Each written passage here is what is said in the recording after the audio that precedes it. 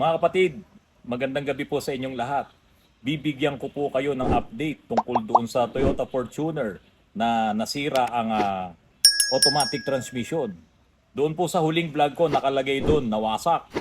Pero ang ipapakita ko po sa inyo mamaya, nadurog. Ganun po katindi yung nangyari doon sa automatic transmission nitong Toyota Fortuner. Pero talagang nakakalungkot kasi pinalitan lang ng fluid. Yun po ang sabi nung may-ari. Talaga po bang nangyayari yun? Yun ang tanong dun eh. Pinalitan lang ng fluid, nasira na, nawasak na, nadurog na. Bago ko naman ipakita sa inyo yun, bibigyan ko naman kayo ng konting hints.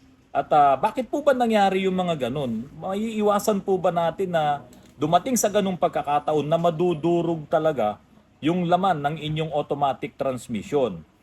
Ito mga kapatid, marami pong mga vlogs diyan sa YouTube na talaga naman nakakatulong sa atin dahil ipinapakita doon kung paano natin iingatan yung ating mga automatic transmission.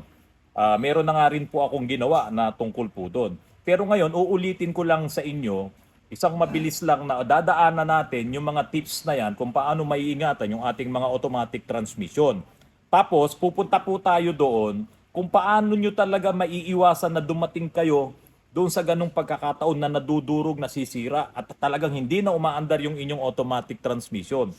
Ito pong ipapakita ko sa inyo, palagay ko po at yung ipapaliwanag ko po sa inyo, wala pa po dito sa YouTube. Ang unang-una po talaga na importante na ingatan nyo ay yung ating shifter lever. Okay, pag inilagay mo sa park yan, meron tinatawag na parking foul, P-A-W-L, hindi yung foul sa basketball parking foul. Yun po ang trabaho nun ay ilalak niya yung output shaft noong transmission na nandoon mismo sa nakapasok sa loob ng torque converter. Kasi po, sa torque converter, meron niyang turbine, merong impeller.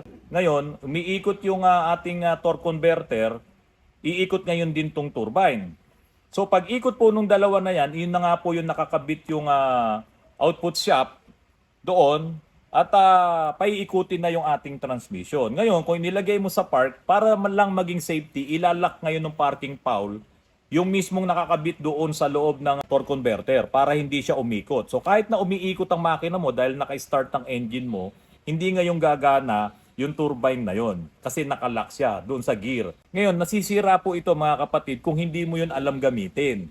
So paano po ba yon? Huwag mo pong gagamitin yung parking foul bilang parking brakes. Ang parking brakes mo po ay yung foot brake or yung handbrake. O ngayon, may mga electronic handbrake na. So, yung pong parking foul, para po maingatan mo yan, pag hihinto ka na, halimbawa, pantay lang naman, hihinto ka, ilagay mo muna sa neutral, apakan mo ang preno, ilagay mo sa neutral, tapos i-handbrake mo. At kapag ka na-handbrake mo na, bitawan mo yung preno, tignan mo kung hindi naaabante, saka mo ngayon ilalagay sa park. So, halimbawa naman, pababa ka, ihinto mo, tapos preno, ilagay mo ngayon sa neutral, tapos i-handbrake mo. Bago mo ngayon ilagay sa park, bitawan mo muna ng konti yung preno mo. Tingnan mo kung aabante pa.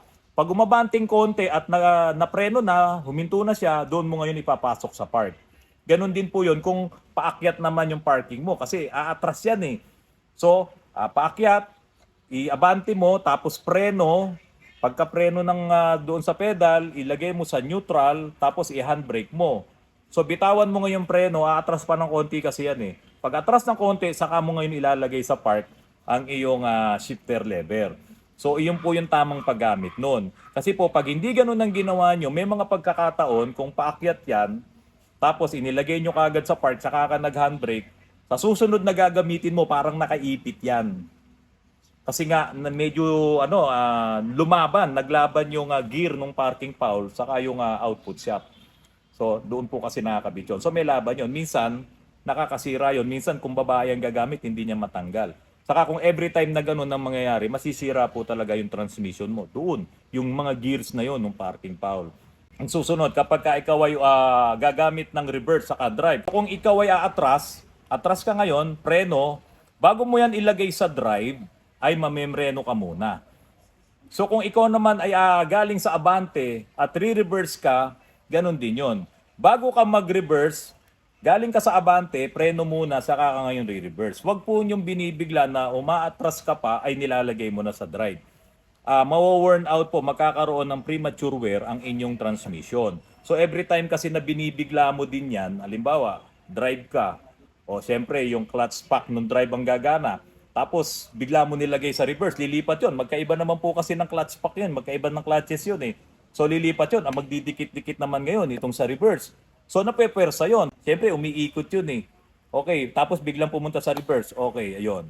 Pero ang isa pang masisira doon mga kapatid, yung planetary gear. Kasi sa reverse, yun po ang gumagana.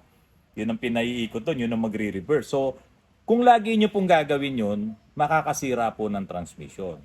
Pero, hindi pa rin po yan yung mga dahilan kung bakit ito nga, nasira ng todo itong Toyota Fortuner. Mga kapatid, ito pa. Karamihan po ng mga bagong sasakyan ngayon, mga automatic transmission, tulad nitong Toyota Fortuner na to, meron niyang paddle shifter eh. At yung paddle shifter na yun, plus minus yun nga yung pinaka S mode.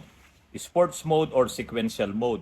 So doon ka pwedeng magkambyo ng 1, 2, 3, 4, 5, depende kung ilang speeds, or 5, 4, 3, 2, 1, pababa. So nagmamanual ka. Ngayon, may mga gumagamit ng automatic transmission. Halimbawa, mamabilis siya. Okay, minamanual niya. Pag malapit na sa traffic, ang ginagamit niya, binababaan niya yung cambio niya. Kung galing siya sa 3, lalagay niya sa 2. Tapos lalagay niya sa 1. Parang ginagawa niyang preno, ini-engine brake niya. Mga kapatid, hindi po yun healthy para sa inyong transmission. Kasi wino-worn out mo yung mga clutches mo dun. Pwede namang gamitan mo yung preno. Kasi yung preno, mas mura yan. Magkano lang yung original na brake pad saka mga brake shoe. Pero kapag kapatid, ang nasira yung transmission mo, tulad nitong Toyota Fortuner na ginagawa ko, mga kapatid, ikinanbas namin ng pyesa, nasa 60,000 na ang magagastos. Pero hindi ako pumayag dahil ito po, wasak talaga, durog. Kaya pag-uusapan pa namin ng may-ari nito kung ano talaga yung best na gawin. So mga kapatid, wag niyong gagamitin na engine brake, yung inyong automatic transmission, kung gusto, dahil sa gusto nyo lang gamitin.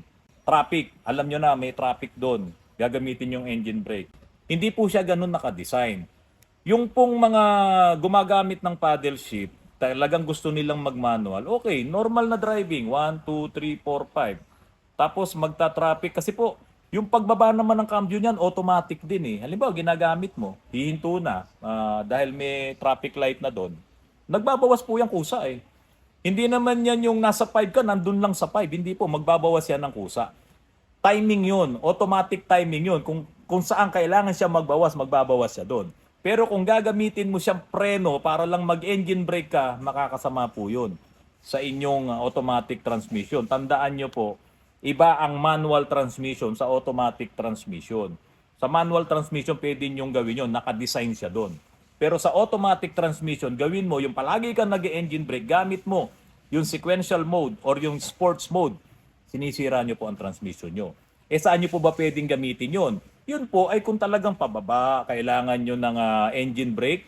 Di po ba? Halimbawa, galing kayo ng Baguio City, galing kayo sa bundok, dito sa Antipolo, matarik talagang pababa, mabigat ang karga nyo, hindi po kakayanin talaga kung puro preno, saka masusunog naman ang preno nyo dun. So, kailangan nyo mag-engine brake. Pero hindi po yung bibiglain nyo. Kasi po, halimbawa, nagda-drive kayo pababa, kayong magmabilis. Tapos ay naalalayan nyo na nung engine brake nung inyong transmission, halimbawa, ilagay nyo na yan sa 3. Tapos alalay kayo sa preno. Hindi masusunog ang preno nyo. Pero kung minamadali nyo pa, nakita nyo maluwag, sige. Pero pagdating dun sa bandaron, zigzag na, mamemreno kayo. Baka hindi kayanin ng preno nyo. Kasi yung tercera, mabilis pa rin po yan. So ang gagawin nyo, ilagay nyo sa segunda, okay. Automatic yung kasi may mga paddle shifter, kahit hindi mo lagay sa S mode, pagka pinindot nyo yung minus, bababa yun. Yun po ang kagandahan ng may mga paddle shifter. Hindi po yun nakadesign para gamitin mo lang pang engine brake kung nasa patag ka. Ginagamit talaga yan doon kung kailangan mo yung engine brake sa pababa para makapagbigay ng magandang handling sa'yo at makontrol mo yung sasakyan mo nang hindi puro preno ang ginagamit mo kasi masusunog ang preno mo. Ito pa mga kapatid, nasa patag ka, every time na darating ka sa traffic, nino-neutral mo. Kasi nga, minsan 30 minutes, 1 minute, meron pa nga mga traffic light dyan, 2 minutes, nilalagay mo sa neutral. Tapos tuwing abante ka, ilalagay mo na naman sa drive. So, lagi, ganun yung manner ng pagdadrive mo. Nandito ka sa city, alam nyo naman sa Metro Manila, matraffic talaga. Sa Cebu, matraffic. So, marami, karamihan ng mga cities, matraffic po talaga. Ang nagtanong po sa akin, pwede daw bang every time na nasa traffic, ilalagay niya sa neutral? Sa totoo lang po, wala namang kayong mababasa na masama. Pero meron kayong mababasa at mapapanood na hindi po advisable. Kasi po, dinisign naman ng ating mga automatic transmission na kapag ka-traffic ay ilagay mo sa drive. Huwag mo na po siyang alisin doon. Ganun siya naka-design. Kasi po, pagka yan ay minamanual nyo at ilalagay nyo ulit sa drive, may mga abrupt po yan na andar, ilalagay mo sa drive tapos mag-accelerate ka na naman, so napepersa po yung ating mga clutches. So kung palaging ganun ang gagawin mo, hinto, traffic, ilalagay mo sa neutral, tapos pag abante, ilalagay mo sa drive, mararamdaman nyo, gumaganon yun, may salyada yun eh. Every time na ginagawa mo yon, napepersa yung transmission mo. Samantalang, ilagay mo sa drive, mamreno ka lang, tapos kapag ka aabante na, bitawan mo yung preno mo, dire-diretso na yon. Kapag ka ikaw ay huminto na nakadrive ka, hindi naman talaga umiikot yung mga clutches noon. Ang pinipigil po ng preno doon, yung pressure na galing doon sa torque converter. Hindi po umiikot ang mga clutches mo. Kapag namreno, meron po talagang certain RPM, yung torque converter, na napipigil kasi po umaandar pa rin naman yung yung makina mo, umiikot yung torque converter mo. Meron pa ring fluid coupling yun, lalabas pa rin yung pressure doon, mahina na, sakto po yun. Yun po yung process ng fluid coupling. Hindi po ang pinipigil doon yung mga clutches. Baka akala nyo, mapupudpud yung mga clutch dahil pinipigil, nagtitimplahan, parang manual. Hindi po ganun sa automatic transmission. Pag namreno ka, huminto yung mga gulong nyo, kasi po yung gulong nyo nakakabit sa propeller, nakakabit na yan doon sa mekanismo ng automatic transmission mo. Hinto talaga yon totally, 100%. Ngayon, ang waiting po doon, yung pressure na ibinibigay ng torque converter, yung fluid na yon, na continuous na nagraran na doon sa iyong automatic transmission kapag ikaw ay nakadrive. Kaya lang kung ikaw ay mag-neutral, ade syempre, pag nag-neutral ka, ini-stop mo yung operation ng valve body kaya walang papasok doon sa mga cambio mo, sa mga clutches mo, walang papasok doon. Ini-stop mo yun. Yung mga solenoid noon, hinihinto mo kasi nga nag-neutral ka. So hindi talaga andar kahit hindi ka mamreno. Pero yun nga lang po, every time naman na ikinakambyo mo, papasok na naman bubukas na naman yung mga solenoid mo, gagana yung valve body mo. Kung ganyan ang manner ng pagdadrive mo, ini-stress, ikaw ang nangi-stress doon sa transmission mo. Kasi biro mo, bukas sara yung solenoid, yung valve body mo. Samantalang dapat ang magpapabukas sara sa kanya, yung automatic mismo ng iyong transmission. Kaso dahil sa ganun yung manner mo, may premature wear na naman po yun sa iyong transmission. Pansinin nyo po, yung magagastado yung lever mo, o lalo na mga Montero, yan ang medyo sakit nila eh. Kaya may maliit na plastic doon na palagi napuputol eh. So kung hindi man Montero, yung ibang mga sasakyan, neutral drive. Gaano po ba katindi ang traffic sa Pilipinas o sa cities, sa Manila? Gaano po katindi? O ganun din katindi yung pagpapalit-palit mo ng neutral at drive. So ang nasisira diyan, ang nagkakaproblema diyan, yung transmission. Kaya kung maaari po, pagka nasa traffic kayo, hayaan mo lang doon sa drive. Ngayon po mga kapatid, papalapit na po tayo doon sa ipapakita ko sa inyong naging problema ni Fortuner. Pero bago po yun, ano po ba talaga yung nagkokos para talagang mawasak yung transmission mo? O wag naman natin sabihing mawasak, yung nasira na talaga, hindi na kumambyo, nag-slide na, nasunog na yung mga linings. Ito po mga kapatid, may ipapakita po ako sa inyong video. At tingnan nyo po itong automatic transmission na to, mula doon sa neutral, inilagay sa drive, umikot na yung mga clutch packs, yung mga clutch lining, tapos nilagay niya sa 2, nilagay niya sa 3, then inilagay niya sa 4. Tapos ibinalik niya sa neutral. Mapapansin nyo po, nung ibinalik niya sa neutral, huminto na yung ikot ng yoke. Yung yoke yung nandun sa dulo papunta sa propeller.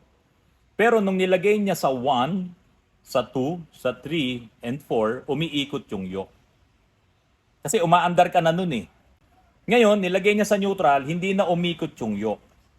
So, tama po ba na kapag po kayo ay nagku-cruise or umaandar kayo ng halimbawa, nasa 60 or kahit mabagal, 20 lang or 30 or 40, papunta doon sa pinakamabilis, ilalagay mo sa neutral, mga kapatid, sisirain nyo transmission nyo.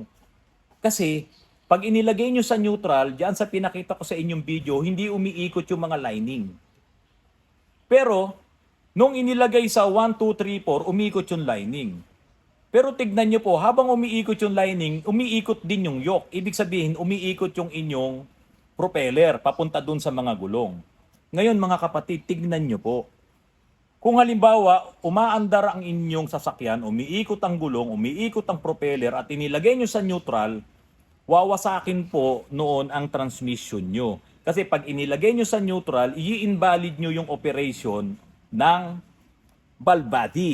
So walang masyadong circulation ng langis doon sa inyong mga clutch pack. Nilagay nyo sa neutral, dapat hihinto yung mga clutch pack. Kaya lang, dahil umiikot ang propeller nyo, patuloy ngayon na iikot naman yung inyong mga mekanismo. Pinapaikot siya ng propeller, mga kapatid. Masisira po talaga transmission nyo. Pero may magsasabi, Torrance, hindi ko naman ginagawa yan eh. Hindi naman ako nag-neutral habang umaandar. O, yan.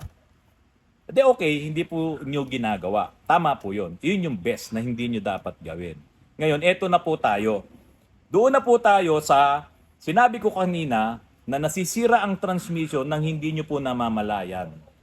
Halimbawa po, ang transmission nyo kulang sa fluid sa ATF or barado na po yung transmission filter nyo.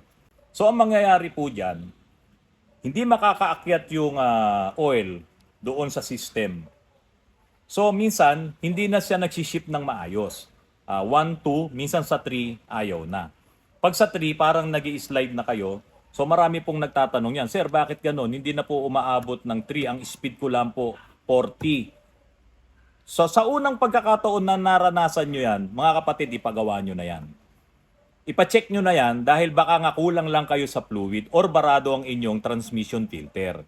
Pag hindi nyo po yan na ipinagawa at ginamit nyo pa, mapupunta kayo ngayon doon sa kaninang sinabi ko na naka-neutral, tumatakbo. Kasi po considered na kapag ka nandoon na kayo sa gear number 3, doon sa speed number 3, at siya po ay parang nag-slide dahil hindi na nga siya makatakbo ng maayos, dumudulas na, umaandar po kayo. Di syempre, ang nagpapaikot ngayon doon sa transmission nyo, umiikot yung propeller nyo, sa totoo lang, hindi na nag-engage yung inyong clutches. Kasi nga po, kulang sa fluid. Pero napatakbo kayo nung 1, 2. So pagdating sa 3, parang sliding. So pag naramdaman nyo yon, ipacheck nyo na yan. Kasi po mga kapatid, alam nyo kung ano nga mangyayari. Pagdating dun sa 3 at parang dulas na nga siya, considered neutral yun. Kasi hindi na nag-engage yung clutch nyo. So kung hindi nag-engage yan at tumatakbo ng mabilis na ganon, umiikot yung propeller nyo. Paiikutin siya nitong propeller. Sisirain ngayon yung mga clutches nyo. Ganun po ang nangyayari doon. Kung talagang gumagana po yung transmission nyo, wala pong problema. Naka-engage kasi yung mga clutch. Yung takbo ng gulong nyo, yung takbo yung ikot ng propeller nyo, synchronized yan doon sa inyong transmission. Pero kung nag-slide na po ang transmission nyo, di syempre, yung yung puwersa doon, dahil napaandar niya pa nung 1, 2, o sabi mo pa yung 3, napaandar hanggang 3, pero sa 4 na siya nagka-problema, doon sa kwarta na, doon na siya nagka-problema. Di parang hindi na siya talaga kumakambyo doon. Considered neutral na po siya noon. Mabilis pa rin yung takbo, 60, 30, 40. Umiikot yung propeller, sinisira po ngayon yung transmission nyo. Tignan nyo po ulit mga kapatid. Naka-neutral, dapat hindi umiikot yung mga clutches. Pero, kung umiikot yung propeller, dun sa yoke, tignan nyo, sisirain niya. Siya ngayon na magpapaikot doon. Hindi naman po pwedeng magiwahiwala yun eh. Tapos, ang mga tindi pa doon, walang supply ng fluid kasi nga kulang nga kayo sa fluid eh. Diba? So, masisira talaga yung transmission nyo nang hindi nyo po nalalaman. So, pag nangyari po yun, sa unang pagkakataon, ipacheck nyo kagad yan. Dahil pag ginamit at ginamit nyo pa yan, mga kapatid, masisira po talaga. Wala na pong balikan yun. Kasi po, ang sumira ng transmission ay yung pag-ikot ng propeller dahil doon sa talagang umaandar naman yung sasakyan nyo. Kulang sa fluid, hindi nag-i-engage yung clutch. Masisira. Paano nasira? Bakit nagkaganon? Ang ganda-ganda naman ng takbo. Eh siyempre, nagbara yung inyong automatic transmission filter. Adi hindi makaakyat yung fluid. Dahil sa hindi makaakyat yung fluid, hindi makaship yung inyong transmission. At dahil sa hindi makaship yung inyong transmission, 1, 2, so yung puwersa na yon, na-travel pa niya kayo. Napaandar pa niya yung sasakyan nyo. Okay, pababa naman kasi. Kaya umandar pa. Hindi nyo alam, hindi na pala gumagana yung mga clutches nyo. Yung andar na yon ay dahil doon sa ibinigay lang nung gear 1 and 2. Pero yung 3 nyo wala na. O kung gumana naman yung 3 nyo, yung 4 wala na. So sisirain yun. Ilang kilometro lang, o baka nga meters lang eh. Ilang hundreds of meters lang yun na tumakbog ganon. Ang nagpapaikot ng inyong internals ay yung effort na nung propeller dahil umaandar po yung gulong nyo. Sisirain po transmission nyo. At yun nga po, nakausap ko po itong may-ari ng Fortuner. Tuesday, ginamit niya, naramdaman niya po yun na parang humina, bumagal. So Tuesday, pag uwi niya sa bahay niya, pinarada na niya. Wednesday, hindi niya ginamit. Tapos Thursday, wala siyang pasok. Gagamitin niya, hindi na po nakaalis doon sa bahay niya. Wala na pong forward. So, nadurog po yung kanyang transmission dahil po doon sa nangyari po na yon. Kasi, sino ba naman ang magsasabi ka modelo po nito, kabago-bago nitong sasakyan na to, madudurog lang ng ganun. Ang may-ari po nito, doktor, hindi po siya barumadong mag-drive. Naniniwala naman po ako dahil nakausap ko po siya. Yun nga lang, ang travel niya, Cavite to Quezon City, may mga ganun travel siya kaya tumaas yung kanyang milyahe. Ang buhay ng automatic transmission ay nasa fluid. Pero mga kapatid, kapag ka po nag-over ang fluid nyo, sobra-sobra ang inilagay nyo, isa rin pong problema yan. Kahit nasabihin yung tama yung fluid na inilagay mo. Halimbawa, okay, WS, nilagyan mo ng sobrang fluid, maghahanap po ng lalabas yan kasi magkakaroon ng overpressure. So sisirain niya yung mga oil seal, sisirain niya yung mga o-ring, sisirain niya yung piston, rubber piston, magkakaroon ng singaw, hindi na ngayon kakambyo. Mababawasan yung pressure, maglilik siya, hindi mag-i-engage ang clutch. Sudden, tumatakbo ka, nagkaroon ng ganong problema. Parang nag-neutral siya, hindi na gumana yung valve body mo, wala ng pressure, umiikot ang propeller mo. Boom, sisirain. Kung kulang ng fluid, ganun din. Hindi rin magsiship, hindi ka nakarating doon sa 3 and 4, biglang nangyari, nasa highway ka, yun ang malaking problema. Kaya po mga kapatid, kung halimbawa po maranasan nyo na yung inyong mga automatic transmission ay may ganyang problema na siguro kung hindi mo naman na ibibiyahe pa ng malayuan, kasi kung traffic lang naman, city driving, 1-2, 1-2-3, hindi pa ganun katindi yung damage nun eh. Ipa-check nyo kagad. Kapag naranasan nyo na may shift shock, yun po, baradong filter, kadalasan nun eh. Baradong transmission filter. Pagka merong ganun, pa-check nyo na kagad. Baka barado yung filter. Pagawa nyo kagad. Ngayon, kung may mga leaks, doon sa ilalim ng transmission nyo, pag alis nyo sa garahe, may nakita kayong leaks, pa-check nyo kagad yan. Dahil pagka nagkulang ang inyong ATF, delikado po talaga yan. Ito pong nangyari sa Toyota Fortuner, ayan, papakita ko po sa inyo. Binuksan namin to. Ayan, pagbukas namin, puro ribaba talaga nakita namin. Ang dami. So doon pa lang sa valve body, lumabas na yung mga, hindi na nga po metal shavings eh. Hindi na siya yung mga parang glitters eh. Dito po, piyesa po talaga na nagkadurog-durog, malalaki na siya. Ayan, tignan nyo po. Ayan, ganyan katindi. At may nasunog na rin pong mga lining. Kasi nga siguro, nagbara na doon, ikot pa rin ng ikot. Di ba? Dahil nga umiikot ang propeller mo, umistak na siya, umiikot pa rin yung propeller mo, paiikutin niya lahat yung mga clutch packs na yun. May nakabara, masusunog. Hanggang sa nabiyak na nga po yung portion ng nung clutch pack, yung kinakabitan ng lock. Ayan, humiwalay yun. Tignan nyo po mga kapatid. Ganyan ang nangyari dito sa Toyota Fortuner. So kung ano man po yung dahilan kung bakit nagkaganon, dahil ito naman ay properly maintained ng kasa, yun ang hindi ko na po alam. So pwedeng nagkataon, kasi hindi rin naman gusto ng kasa yun. Kasi pinalitan lang naman nila ng ATF, WS din, tama din. Kung ano yung tamang level. At sabi nga rin po nung may-ari nito, ito po pala, update po ito. Naiuwi naman po niya to, almost 1 month din nagamit nung may-ari, yung sasakyan. Bago nung ibinalik niya, pinatow niya lang ulit sa Toyota.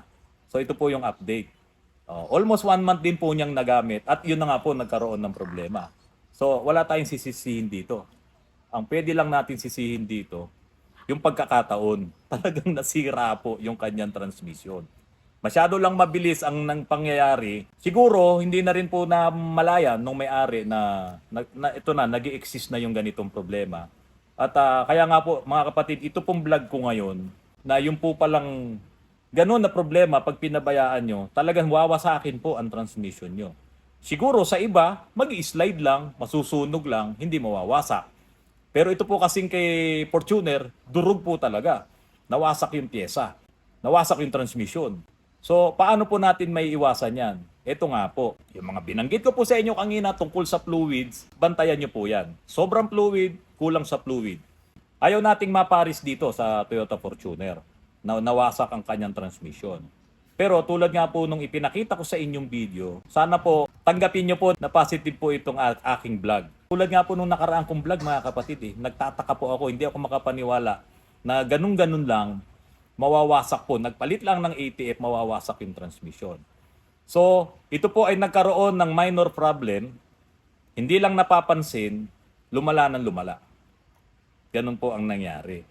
Hanggang sa, yun nga, nadurog na yung transmission.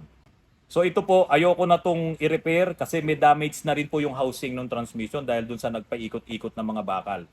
Kung pabibilin ko si Doc ng rebuilding kit at bibili ako ng piyesang nasira diyan sa Katayan, baka mamaya hindi umayos, adi sayang ang pera ni Doc. Tapos bibili ka ulit ng surplus, adi di ba sayang? Ngayon, ito maganda, bumili ka ng surplus, meron kang extra piyesa. Diyan sa may extra kang ball body, may extra kang solenoid, lahat. Tago mo lang yan, Doc. Pag nasira ulit ang transmission mo, meron ka ng extra. Mga kapatid, maraming salamat po. Kumusta po, Kuya Dong, Kadong, Cardinosa, nandiyan po sa Eastern Samar. Sana po, lagi po kayong nasa mabuting kalagayan. Kumusta po kay ate? Maraming salamat po sa inyong mga kapatid. Magandang gabi po sa inyong lahat.